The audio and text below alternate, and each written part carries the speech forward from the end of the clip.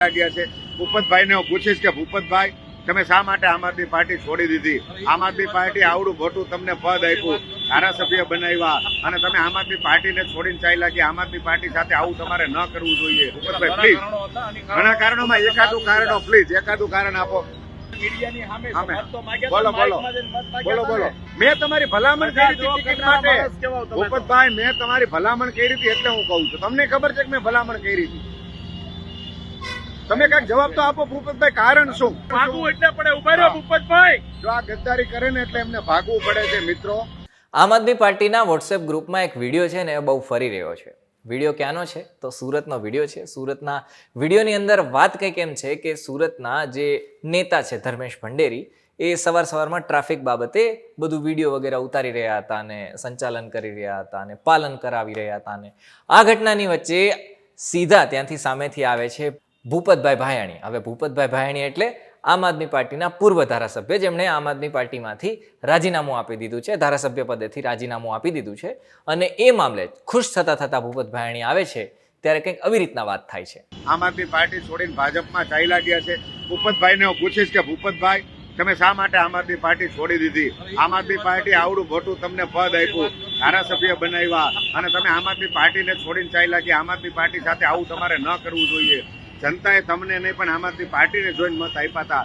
એક વાત તો કયો, લોકો જોઈ રહ્યા છે, લાઈવ જોઈ રહ્યા છે, શા માટે આમ આદમી પાર્ટી છોડી? ભૂપતભાઈ પ્લીઝ, ઘણા કારણોમાં એકાદું કારણ પ્લીઝ એકાદું કારણ આપો। એકાદું કારણ ભૂપતભાઈ આપશે આપણને, એકાદું કારણ પ્લીઝ।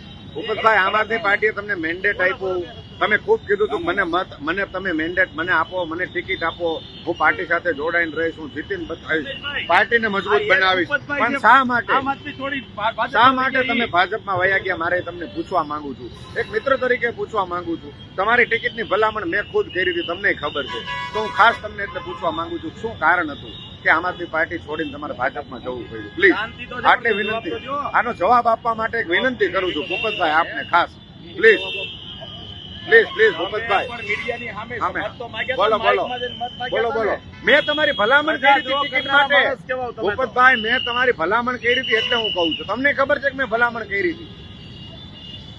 તમે કઈક જવાબ તો આપો ભૂપતભાઈ, કારણ શું?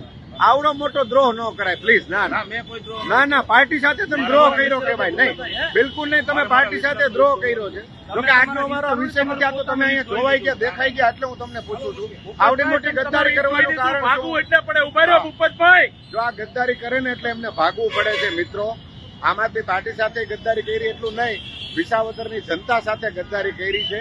આવા ગદ્દાર લોકોને આવનારા સમયમાં જનતા પાઠ ભણાવશે। હવે ભૂપત ભાયાણી છે એ કોઈ પક્ષ સાથે જોડાયા તો નથી, પરંતુ આમ આદમી પાર્ટી અને ધારાસભ્ય બંને પદેથી રાજીનામું આપી દીધું છે। લોકસભાની ચૂંટણી પહેલા આવી રીતના કામગીરી છે થતી હોય છે, એ કોઈ એક રાજ્યની વાત નથી, બધા રાજ્યોમાં આવું થતું જ હોય છે। નેતા છે એ પાર્ટીઓ અથવા તો પક્ષ વગેરે છે એ બદલાવતા રહેતા હોય છે, એની પાછળના કારણ પણ સામાન્ય લોકોને ખબર હોય છે, એમાં કંઈ કહેવાની કોઈ જરૂર નથી, કારણ કે બધા લોકો બધું જાણતા જ હોય છે, અત્યારે શિક્ષિત છે અને ડિજિટલ યુગ છે। પરંતુ આ વિડીયો છે એ અત્યારે બહુ શેર કરવામાં આવી રહ્યો છે। ધન્યવાદ।